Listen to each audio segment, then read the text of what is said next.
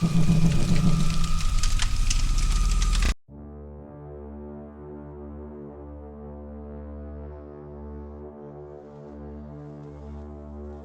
Alonso Lopez is a Colombian serial killer who in the 1980s became known as the Monster of the Andes.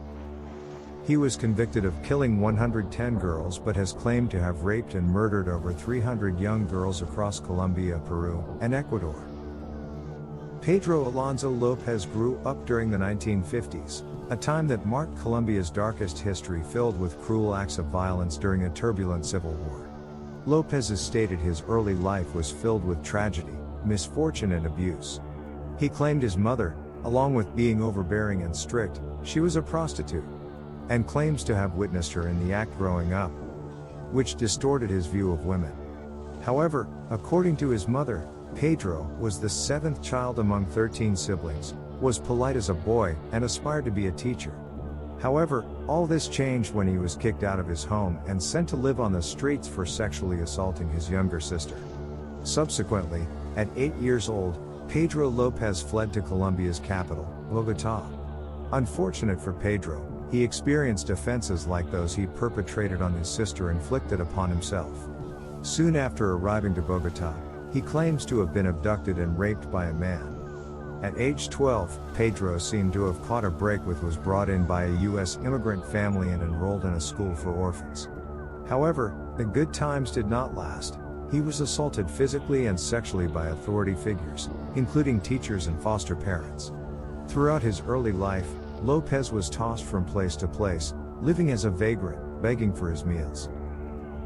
Adding to his sense of destruction, Lopez alleged that, during his confinement for stealing cars, he was savagely gang raped and that, while he was still in prison, he tracked down the most brutal of his rapists, killing 3 of them. These atrocities are said to have triggered his serial killer tendencies. Upon his release from prison, he moved to Peru, where his murder spree commenced. Lopez claimed that, by 1978, he had killed over 100 girls aged between 7 and 13 years of age before being captured during a failed abduction attempt at an open market and seized by angered market traders. These captors tortured him and were preparing to execute him. His story would have ended here if it wasn't for a U.S. missionary who intervened and persuaded the angry mob to hand him over to the local authorities. Little did the missionary know that Lopez's death would have prevented hundreds of innocent young lives from being taken. This arrest occurred in March 1980, and while in custody, he confessed to over 240 murders of missing girls in neighboring Peru and Colombia, including 53 whose bodies had been found after a flash flood uncovered a mass grave containing many of his victims. Lopez claimed to have killed regularly, slaying 2, sometimes 3 girls every week, every month, every year over a 3-year-long murder rampage. He would lure the young girls away from marketplaces with the promise of giving them trinkets, such as hand mirrors. Instead, Lopez took them to hideaways where he had prepared graves. He would then abuse them and strangle them and toss their lifeless bodies along with other victims in the shallow pits. In January 1981, he was convicted of 110 murders in Ecuador. However, Lopez knew that one murder carried the same sentence as 1,000 in Ecuador. As a result, he was bound to walk in the open air again, as he was sentenced to life imprisonment.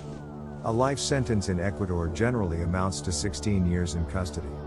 However, he was freed in August 1994 after serving only 14 years, released on good behavior.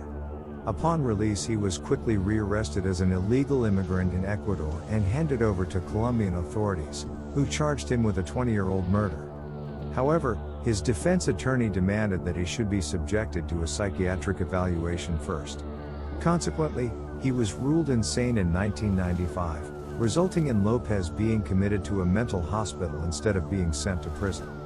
Sadly, in 1998, a new evaluation deemed him sane. This finding resulted on his release with a $50 bail and a condition that he should continue receiving psychiatric treatment and report to police monthly. However, he did neither. Pedro Alonso Lopez is currently a fugitive and wanted on new murder charges by Colombian authorities. His current whereabouts are unknown as of 2021. He was born October 8, 1948, and if he is still alive, he would be 72 years of age.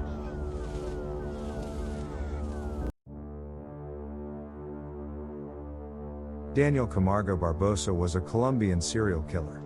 It has been estimated that he raped and killed hundreds of young girls in Colombia and Ecuador during the early 1970s and mid-1980s.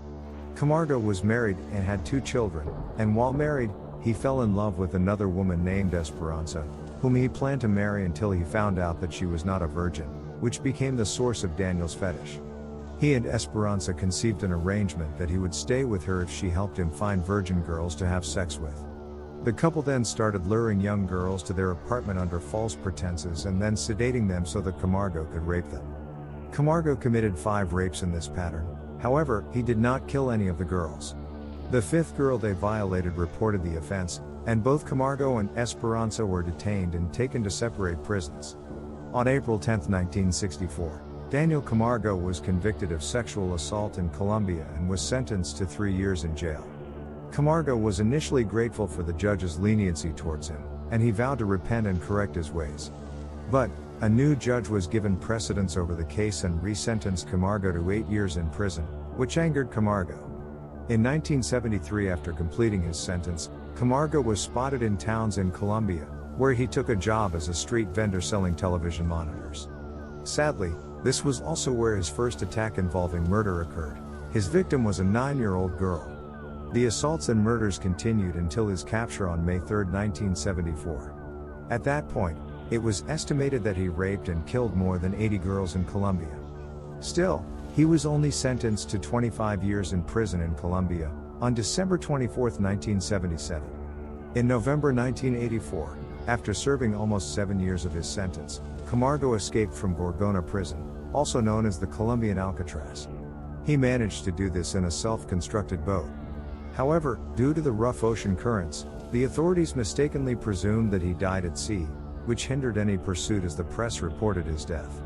Unbeknownst to anyone, Camargo arrived in Ecuador, where he slept in the streets and scraped off a living. But, despite his current circumstances and his second chance at freedom, it did not prevent him from going back to his old ways. Within a month of his newly regained freedom, he abducted and killed a 9-year-old girl from a nearby city, and a day after, another 10-year-old girl also disappeared. From 1984 to 1986, Camargo perpetrated a series of at least 54 rapes and murders in Guayaquil. The police initially concluded that all the deaths were the work of a gang, not realizing that one man could kill so many. Camargo technique involves selecting helpless young girls in poverty-stricken regions and approaching them pretending to be a foreigner, searching for a priest in a church on the outskirts of town. He revealed to the victims his need to deliver a large sum of money, which he showed them as proof, and offered them a reward if they would guide him. He would then enter the woods in search of a shortcut. Camargo would then proceed to rape his victims before strangling them, sometimes stabbing them if they resisted. After his victims were dead, he left their remains in the forest to be picked clean by scavengers. Camargo was eventually captured in Ecuador, on February 26, 1986, only a few minutes after he had murdered a 9-year-old girl named Elizabeth. He caught the attention of 2 police officers who observed Camargo acting suspiciously. Upon closer inspection of his belongings, the officers discovered that Camargo was carrying a bag containing his latest victim's bloody clothes. Daniel Camargo was taken into custody, and without any display of remorse, he calmly confessed to killing 72 girls in Ecuador since escaping from the Colombian prison. Camargo led authorities to the dumping grounds of those victims whose bodies had not yet been recovered. He proceeded to reveal that after raping his victims, he would slash and crush the girls with a machete. His rationale for choosing children is that he wanted virgins since this gave him greater pleasure, and according to Camargo, he killed because he wanted revenge on a woman's unfaithfulness. Camargo was finally convicted in 1989 and sentenced to 25 years in prison, the maximum sentence available in Ecuador. In November 1994, to the relief of his victims' families, justice was served when he was murdered in prison by a fellow prisoner named Giovanni Noguera.